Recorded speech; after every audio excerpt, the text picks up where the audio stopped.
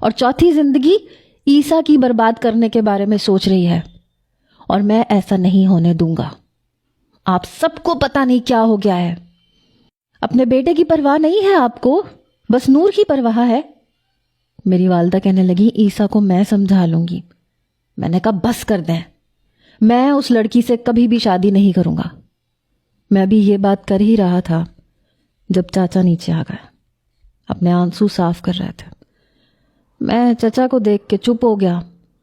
وہ کہنے لگی ابو موسیٰ، میں جانتا ہوں تم اس وقت کس کیفیت سے گزر رہے ہو۔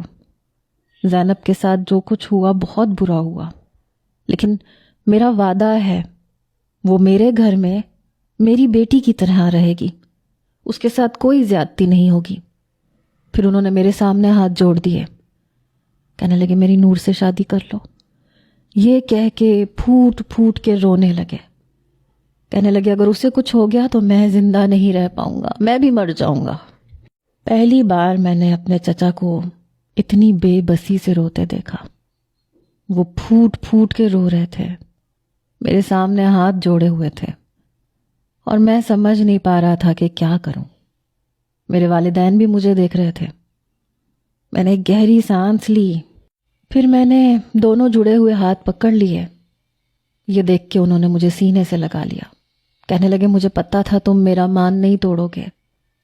میں چاہ کے بھی کچھ نہیں کہہ پایا، نہ انکار کر پایا۔ میرے والد بھی میرے پاس آ گئے، کہنے لگے ہماری بات کا مان رکھنے کا بہت بہت شکریہ۔ میں چپ تھا، بڑے تعصب سے اپنے والد کو دیکھ رہا تھا۔ مجھے نور بانو سے چڑ سی ہو گئی تھی۔ چچا کہنے لگے میں بس بہت جلدی